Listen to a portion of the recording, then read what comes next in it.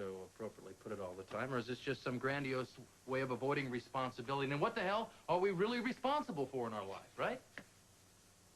I gotta tell you, it all came together when I got hit on the head this last mission. You know, Tony, never in my career have I ever let my guard down. But in my business, when you do that, you come home in a box. How long are you going to stay? I'm back for good. I mean, if that's okay with Felicia, that is. The jury's still out on that. Well? Well, what? Aren't you going to say anything? So, do us both a favor. Don't ask for my opinion unless you really want it. I just asked, didn't I? Go ahead. You have the floor all to yourself. Unload on me. I can feel it. You're dying to. What astonishes me is that you would have to ask what and who you are responsible for. And if you need to be reminded of that, why don't you go down to your little garden apartment and look at Felicia and your 2 children? That's not what I meant. I was talking on a much more conceptual level. I just told you that I want to come back. Yeah, but from what I hear, the only reason is because your family has become a distraction to you. I mean, they have the nerve to interfere with this great adventure that you fondly call life. Are you not listening to me? I mean, I know I'm being very clear, and I know I'm talking because I can hear myself. I explained to you that my so-called life is wearing thin. Yeah, and how do you think life wears on Felicia? She's in good old ordinary Port Charles, and she's trying to take care of herself and 2 small children without much help. She's got Mariah, she's got me pitching in, she's got Bobby, and none of them are you. And she's too busy defending your right to be Frisco to take off that armor and admit that she needs you here with her. And how come everybody else can see through that, but you can't because you are so selfish? You're so unbelievably selfish. Finished? So why, am I getting a little bit too close to the truth to you? I mean, Felicia can spend her life trying to get you off the hook, but it's not my job. Well, is this a guy moment, or can anybody have a beer? Everything okay? Feels a little thick in here. Yes, it is. A little thick in here, isn't it? Well, Tony, I'll think about what you told me. Well, certainly don't do it on my account. Well, well. What did you say to him? Probably doesn't matter. It just went in one ear and out the other. Frisco says he wants to come home. Really? I wouldn't be too excited about it. Felicia's apparently not bouncing off the walls with the news. What do you want to bet that he stays around just long enough for her to believe him before he leaves again? Hey, Bobby. Tony around? I was called into surgery. Is it important? Oh, it's not an emergency.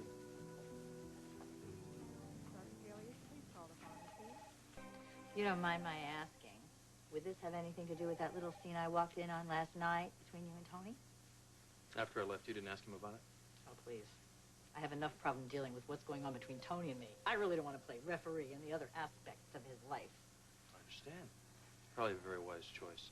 That was no big deal, like I said, just me and my brother disagreeing about everything. Now, in this case, my role in Felicia's life. Uh-oh. I can't tell you the attitude that he has. He's being extremely protective. And I can't believe she allows it. You know how independent and strong she is. You know, he's been that way ever since they got back from Cairo. Bobby, I'm telling you, I mean, it's fine if he wants to play big brother. It's just at this point, I don't think it's any of his business. Well, now, wait a minute, Frisco. It is about family, and you know how he is about that. I understand how he is, and I respect that, but you can't believe the attitude. I mean, he's angry at me. Join the club. He feels that because I missed Georgie's birth, that I forfeited my right to be part of this entire picture. You know, I thought that he would be supportive. I thought that he'd be happy that I came back and that he'd want me to work it out with Felicia. Instead, he's giving me a ton of grief, and she's doing the same thing. Good for her. Well, you can't expect her to make it easy for you, especially after your last visit home. Perfect. Now everybody's ganging up on me. Just a little. I think she ought to make you work for it a little bit. And what about you and Tony? Can we discuss that. Ugh, please. You don't really want to know. No, I do want to know. Because maybe my answer's there. Is this attitude of his because of what's going on in his life? Or what's going on in mine?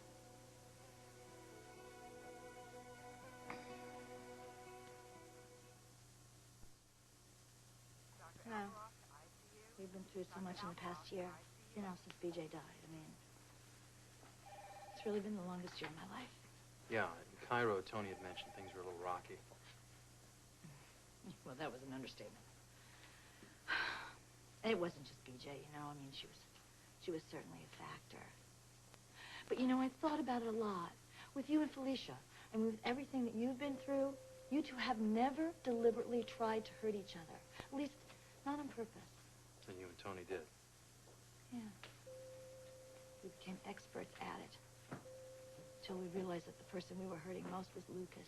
I mean, thank goodness kids are so resilient. You know, we're in therapy. Yeah, I heard. Oh, boy, that's an eye-opener, you know. Feels like sometimes we're taking 8 steps backwards. But, we've finally been able to call a truce. And, we've finally been able to stop taking shots at each other long enough to let some of the wounds start to heal. Good. I mean, it looks as though you're getting along okay. Yeah, well, you missed most of the fireworks. But, like I said, we called a truce. I mean, it's tenuous, but it's there. So you think you may find your way back? The way it was? No, never. But I really feel that Tony and I can probably have something very good together. And about 80% of the time, that's what I really want. What about that other 20%? I don't know. I guess I still want it. I mean, in spite of everything that Tony and I have done to each other, and as much as the man infuriates me, he's really the only man I want to be married to. Including me? Oh, please. I have enough trouble dealing with a man who's actually here. I couldn't handle one who was practically invisible. Of course, that might solve all of my problems. Well, don't count on it. So how long does the therapy last? I don't know. I'm feeling very fragile right now. You know, I feel like I'm walking on eggshells, and when I make one false move, I can just shatter everything. Yeah, right. Well, Tony's been living upstairs this whole time, huh? Yeah, we haven't touched each other. How about some unsolicited advice? Why not? If I were you, I'd put your gloves on. Fire it up a little bit. Meaning? Well, let's face it, Bobby. You're not one to be shy. Get in there. Fight for what you believe in. Get after it. Are you serious? Absolutely. You can't walk on eggshells your whole life. You got to get in there. You got to mix it up a little bit. See what you both can come up with. Now, come on, don't tell me you never thought of that. Actually, I haven't. Well, I'd give it some thought if I were you. Otherwise, nothing's going to change. Anyway, I got to go. Huh? Come on. Okay, where are you going? Well, believe it or not, I'm taking my family on a picnic. Am I a domestic kind of guy or what? Oh, good for you. You want me to tell Tony you were looking for him? Yeah, do that, will you? Tell him to lighten up, huh? Oh, yeah, right. I'll let you do that yourself. See you.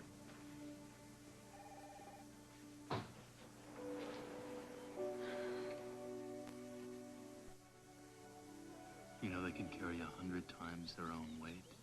They can? Mm-hmm. Where are they going? They're going back to their nests. They're carrying food so they can feed their families. So what's so fascinating over there? Ants. Billions of them. Billions. Maybe more. Did you know they can carry 100 times their own weight? No, I didn't know that. Can you do that, Mommy? Well, sometimes at the end of the day, I feel like I've done that. I can do it. Can? Mm-hmm. 100 times your own weight. No problem. Piece of cake. It's like you're not already bigger than life to her. Daddy knows a lot of stuff. Certainly does. Will you teach me it? If you want. Of course you can't teach me if you're not here. Well, but I am here. For how long? Well, I don't know. Maybe forever. Don't tease her, Frisco. I'm not. So, where would you like to start? Tell me more about it. Ants. Let's see, ants. I could tell you about Aunt Helen. Don't do that. Who's Aunt Helen? Nobody. I don't know any Aunt Helen. Oh, yes, you do. No, I Stop it. Don't Yes, do that. You do. You know her a lot better than you think you do. Stop it. Don't throw things at me like that.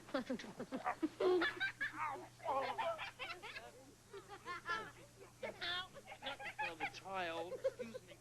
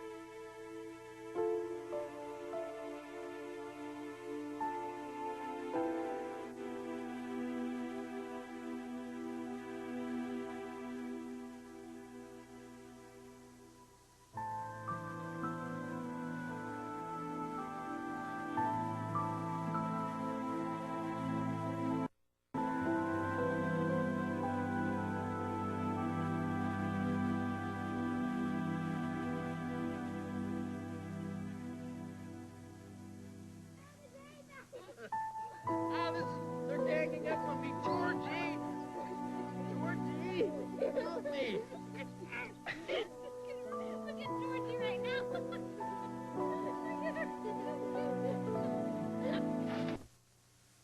Maybe I should start with how we met. Oh, this will be interesting. How old was I when we met? Well, you weren't even born yet. Your mother was practically a child. I was not. Anyway, I remember it was late summer. Spring. It was very warm out. Actually, been raining about a week. Anyway, there I was, fast asleep. Snoring like a freight train. And your mother snuck into my room and hid under my bed. Why? Well, because I had something she wanted. He had something that belonged to me. You mean he stole it? No, I bought it with my own money. You bought it from somebody who stole it. What was it? A ring. It's a family heirloom. Someday you'll have it. So anyway, there I am, fast asleep, and your mother's hiding, and all of a sudden I hear this noise, right? And I wake up, and there, right in the middle of the room, is this boy. A boy? Well, it wasn't a boy. It was me. I was dressed as a boy. But Why? Was it Halloween? Well, not yet. I was just practicing. but I saw through it in a second. Did not. I did too. No, you wrestled me to the ground. You didn't know it was me until you wrestled me to the ground and you saw my hair. I saw through the disguise in 2 seconds, You did Felicia. not. I did. Lexi, what are you doing? The ants are still hungry. See? Oh, honey. Oh, no. I got ants too. Here, for the fruit. Oh. See, that's what you do when we feed the ants, right? Oh, Georgie's fine. Here, there you go. There. Oh, look at that. It's on the sandwich. You know what I think they like? Stone? What's wrong?